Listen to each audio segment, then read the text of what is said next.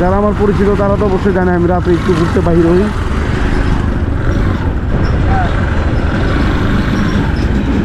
কিন্তু ভাই গাড়ি এভাবে চালাইতেছেন কেন রাত্রেবেলা? একটু হেল্প করার চেষ্টা করি।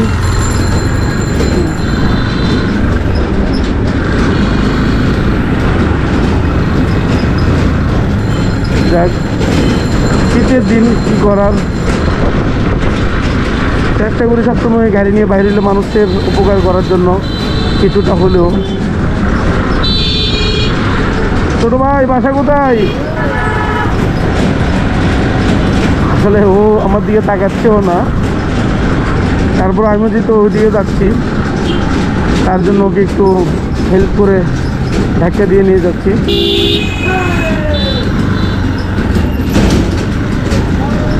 আর চট্টগ্রামে বিশেষ করে রাস্তাঘাটগুলো বেশি একদম ভাঙচুর, যা অমানবিক।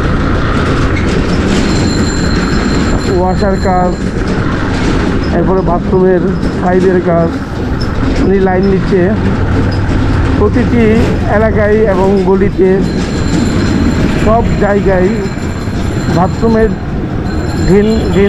পাইপের জন্য হস্তান্তরণ করা হচ্ছে। এবং এখন মহাসড়কটাও আপনার বেশিরভাগই সেম একই অবস্থা করে ফেলছে। ছোটো ভাই বাসা কোথায়? বাসা কোথায় তোমার?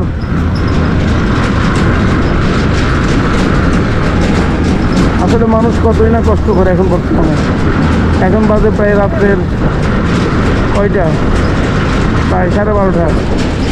যাচ্ছি দেখি যে ও ভ্যান গাড়িটা নিয়ে যাচ্ছে, তার জন্য ভাবলাম একটু ঢেকে দিয়ে নিয়ে যাই। যদি মানুষের একটু উপকারে লাগে অবশ্যই পরবারে তো কিছু না কিছু পাবো, এই আশা তো আমরা সবাই করি। আর আমি যেহেতু ছোটো থেকে বাইক চালাই, আলহামদুলিল্লাহ বাইকের প্রতি আমার অনেকটাই অভিজ্ঞতা আছে। তারপরে সবাই দোয়া করবেন যেহেতু মানুষের কিছুটা হলেও উপকার করতে পারি। আর মানুষের উপকার মানে আমার মূল লক্ষ্য।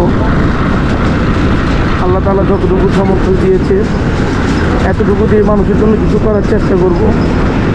সবাই দোয়া করবেন আমার জন্য। আর এটা হলো চট্টগ্রাম নয়াবাজার বিশ্বপুর থেকে আমি যাবো জলঙ্কারের দিকে। যেহেতু ও রাতের বেলা একা একা যাচ্ছে, ভাবলাম একটু নিয়ে যাই। আর যারা যারা আমার ভিডিও দেখেন অবশ্যই ফলো দিয়ে এবং ইউটিউবে সাবস্ক্রাইব করবেন। আপনাদের সাবস্ক্রাইব আমার জন্য অনেক উপকার এবং অনেক মূল্যবান। আপনারা আমার জন্য দোয়া করবেন, আমিও আপনাদের জন্য দোয়া করি।